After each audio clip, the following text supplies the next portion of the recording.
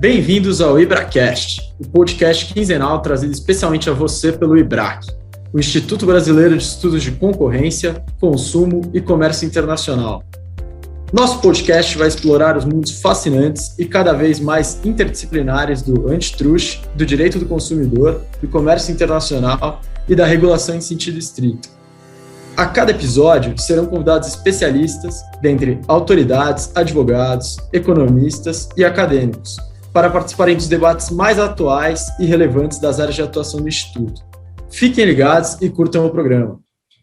Bem-vindos ao Plenária Comentada de hoje, em que falaremos sobre a quarta sessão ordinária de julgamento do CAD de 2021, que ocorreu no último dia 31 de março e trouxe consigo, mais uma vez, alguns fatos bastante importantes que aqui merecerão o registro e destaque pelos nossos comentaristas Bruno Drago e Guilherme Ribas. A pauta da sessão contou com 5 itens, 3 dos quais já eram pedidos de vista e retomaram o julgamento na última sessão. O primeiro caso foi julgado, teve seu desfecho concluído e tratou-se da investigação de cartel dos rolamentos. O segundo era a investigação de cartel no mercado de revestimentos de embreagens. Esse foi um caso retirado de pauta. E o terceiro caso, que também advindo de pedido de vista, era o alegado cartel de licitações de uniformes e kits de material escolar, que também foi objeto de pedido de vista e foi suspenso pelo conselheiro Maurício Bandeira Maia. Então, dos 5 casos julgados, foram apenas 2, o PA e um AC. E agora eu passo a bola para os nossos comentaristas, Bruno e Guilherme. Obrigado, Vivian. Ribas, bom estar aqui com você de novo para comentar essa sessão do CAD. Eu acho que antes de a gente entrar nos julgamentos de PA, tem um aspecto do ato de concentração que acho que é importante a gente chamar a atenção, que na verdade, no meu entendimento, houve aí uma consolidação do entendimento sobre uma definição de mercado relevante envolvendo o serviço hemoterápico. Esse foi um caso que começou, na verdade, um caso anterior, que foi julgado no final do ano passado, em que a conselheira Paula trouxe uma visão diferente de como é que deveriam ser definidos esses mercados. Então, ela abriu lá um mercado de prestação de serviço de hemoterapia por empresa privada a hospital privado em âmbito nacional, e um segundo mercado, um segundo vertente do mercado, prestação de serviço de hemoterapia aos pacientes dos hospitais. Naquela ocasião, ela foi vencida pelo conselheiro relator, conselheiro Hoffmann, que desta vez trouxe aqui a sua visão de mercado relevante, confirmando o entendimento daquele processo, dizendo que, nesse primeiro aspecto, prestação de serviço de hemoterapia por empresa privada, hospital privado, isso não se dá no âmbito nacional, mas no âmbito mais restrito, nessa ocasião, região metropolitana do Rio de Janeiro, e dizendo que esse segundo mercado, prestação de serviço de hemoterapia a pacientes de hospital, na verdade não existe, porque quem contrata o serviço de hemoterapia, na verdade, é o hospital e não o paciente direto. E foi um caso que foi foi decidido por unanimidade aqui. Então, acho que consolida a jurisprudência envolvendo serviços hemoterápicos, essa jurisprudência do CAD. Bruno, só para complementar, bom estar aqui com você e com a Vivian. Acho que teve um sinal, nesse caso, muito interessante para a gente pontuar, no voto da conselheira Lenisa Prado, que ela fala que o setor de saúde está altamente concentrado e deve ser visto com holofotes pelo CAD. Então, algo aí, uma mensagem bastante clara aí para o mercado, feita pelo tribunal. Bem lembrado, Ribas, e acho que alguns cadernos do DE também sugerem que é um mercado que cada vez mais tem sido olhado aí com uma lupa diferenciada por parte do CAD.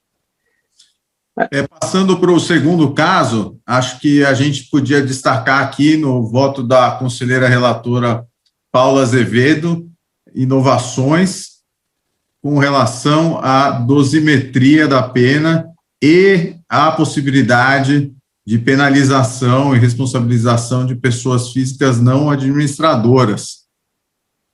São os dois aspectos de um caso de cartel de licitação envolvendo aí o mercado de kits e uniformes, basicamente tratando de licitações no estado de São Paulo e em alguns outros lugares. O caso em si não parece muito complexo, parece ter uma prova robusta, segundo a conselheira relatora e os pareceres anteriores do caso, de que houve troca de informações, uma troca bastante intensa entre as empresas que estão sendo investigadas.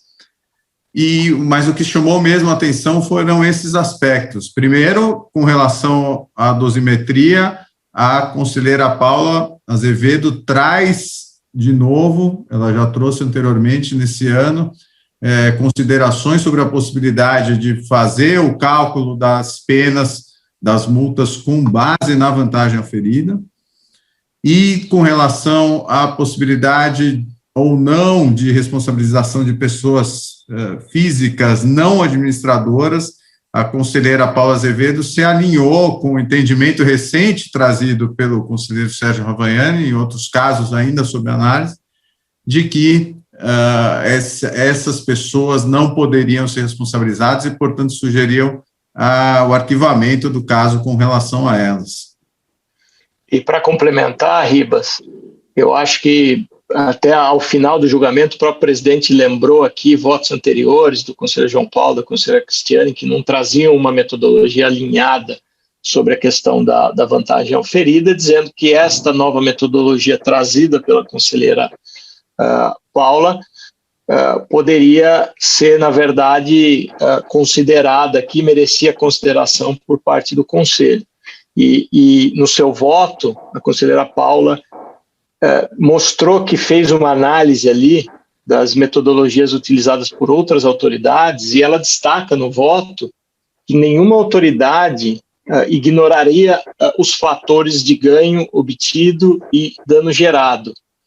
Ela usou um proxy ali de 20% de sobrepreço para o seu cálculo de vantagem auferida, mas quando ela fez o cálculo da vantagem auferida, essa vantagem ela não era superior à multa estipulada com base no faturamento. Portanto, a multa para as empresas, no final do dia, se baseou na base de cálculo de faturamento. E eu acho que uma novidade que ela trouxe foi uma proposta que ela fez para o Conselho de mudar a jurisprudência do tribunal com relação à alíquota para a pessoa física. Era uma alíquota ali, segundo os cálculos do gabinete dela, que variava em torno de 4%, enquanto as alíquotas para a pessoa jurídica variavam de 12% a 15%. Então, ela sugere elevar a alíquota base da pessoa física para o mesmo patamar da pessoa jurídica. E, nesse sentido, foi o voto dela com relação às pessoas físicas. E, ao final, nós tivemos aí o conselheiro Bandeira Maia pedindo vistas desse caso. Acho que todos ansiosos para ver o voto do decano já na véspera de sua saída, né, Bruno, do tribunal. Exatamente. Outro caso bastante relevante, que vai dar muito pano para a manga, é o voto trazido pelo conselheiro Sérgio Ravagnani no inquérito administrativo, que, na verdade, é uma avaliação sobre o cumprimento ou não de um acordo de leniência.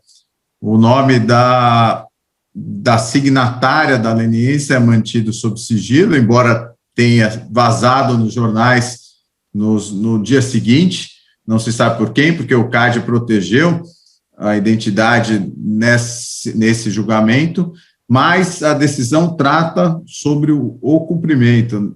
Bruno, quer dar detalhes? Claro. Na verdade, esse caso foi enviado ao tribunal, ele foi uma leniência assinada que resultou no inquérito administrativo, que na sequência foi extinto, né, foi arquivado, e o caso chegou ao tribunal para homologação final do acordo de leniência. Houve um pedido de sustentação oral por parte do Ministério Público, que teceu diversos comentários aí sobre o caso, e no seu voto, o conselheiro Sérgio, ele, na verdade, menciona que não se trata, na verdade, de uma homologação ou não do acordo de leniência, mas que se trataria de se verificar se houve o cumprimento deste acordo ou não, né? Isso porque, segundo ele, a celebração é competência exclusiva da SG e não está sujeita à homologação do tribunal. Então, a competência do tribunal seria para verificar o cumprimento do acordo de leniência. E é interessante que ele traz ali uma distinção entre obrigação de resultado e uma obrigação de comportamento, que foi a primeira vez que nós vimos em precedentes do CAD. E nesse sentido, ele afirmou que só é possível declarar cumprimento do acordo de leniência se da colaboração efetivamente resultar a instauração de um processo administrativo, porque a finalidade do inquérito administrativo seria obter elementos de autoria e materialidade da infração. E uma vez que este inquérito administrativo, resultado desse acordo de leniência, não resultou num processo administrativo, por falta de evidências, né, por não cumprimento do padrão probatório mínimo para abertura de um processo administrativo, tampouco resultou em diligências capazes de obter essas evidências. Na visão do conselheiro, o acordo de leniência não foi cumprido, as obrigações estipuladas no acordo de leniência não teriam sido cumpridas pelo signatário, né? Eu acho que a linha da decisão do conselheiro foi essa, Guilherme. E ele, além de determinar o não cumprimento do acordo de leniência, o que é algo inédito, né? A gente nunca tinha visto isso antes no CAD, ele ainda determinou que a empresa signatária não poderia assinar acordos de leniência pelos próximos 3 anos, o que é, de fato, uma penalidade bastante robusta. Precisamos ver agora como vai ser a reação dos outros conselheiros. A conselheira Lenisa Prado pediu vistas do processo. Com certeza é um caso que todos vão querer estudar, porque pode ter impactos bastante significativos no programa de leniência, que é o pilar da política de combate a cartéis no Brasil, política bem sucedida até o presente momento. Então, a gente realmente espera que o tribunal tenha uma avaliação nesse caso, se decreta ou não o cumprimento do acordo de leniência, nesse caso específico, cujos detalhes a gente não sabe, mas que leve em consideração que a leniência é o pilar da nossa política de combate a cartéis e que existe uma regra das leniências, em geral, que o signatário da leniência não pode ficar numa posição pior do que outros que poderiam ser investigados. Então, é esperar para ver os próximos votos. Também um outro caso que foi retomado pelo tribunal foi o cartel envolvendo o Mercado Nacional de Rolamento Automotivo, que foi trazido pelo conselheiro Bandeira Maia na última sessão, com pedido de vista do conselheiro Braido, após um voto divergente do conselheiro Sérgio, que foi acompanhado pela conselheira Lenisa. E o conselheiro Sérgio, ele acompanhou a penalização de uma das empresas, acompanhou o conselheiro relator na penalização de uma das empresas, dizendo que, excepcionalmente neste caso, ele entendia pela aplicação de pena em cima do produto afetado, mas que essa não era normalmente a linha de entendimento dele. E na questão da divergência, que foi aberta pelo conselheiro Sérgio, com relação a uma das empresas, ele entendeu ali que, na verdade, não se tratava de um cartel hardcore, mas sim uma troca de informações sensível entre concorrentes. Portanto, ele divergiu com relação à dosimetria, tendo adotado uma alíquota um pouco mais baixa por entender esta conduta como uma conduta menos gravosa. É interessante que o conselheiro Hoffman e a conselheira Lenisa, quando acompanharam o conselheiro Braido nesta questão da dosimetria, eles concluíram que teria havido participação desta empresa numa conduta anticompetitiva sob a natureza de cartel difuso e não troca de informação sensível. E aqui acho que fica um ponto de interrogação. Obviamente a gente não teve acesso ao voto ainda, mas fica um ponto de interrogação se as duas naturezas de infração, troca de informação sensível e cartel difuso, estão sendo usadas como sinônimo. Bom ponto, Bruno. Só queria também chamar a atenção para um aviso dado pelo presidente de que agora no site do CAD temos a versão em inglês do regimento interno, certamente bastante útil para nós advogados que temos clientes estrangeiros. Por fim, eu queria fazer um agradecimento especial à equipe técnica de Tosini Freire e de Brolio Gonçalves, advogados, escritórios que ajudaram na elaboração desse podcast. Muito obrigado a toda a equipe. Muito obrigado, pessoal. Até a próxima plenário comentado. Obrigado por ouvir esse episódio do IBRAcast, o podcast produzido e disponibilizado pelo IBRAC, o Instituto Brasileiro de Estudos de Concorrência, Consumo e Comércio Internacional. Visite nosso site, ibrac.org.br, para conhecer todos os nossos comitês especializados, nossos eventos e nosso vasto material biográfico disponível. Nos encontramos no próximo episódio do IBRAcast. Até lá! As opiniões aqui expostas não necessariamente representam aquelas do IBRAC e das instituições a que estão vinculados os participantes.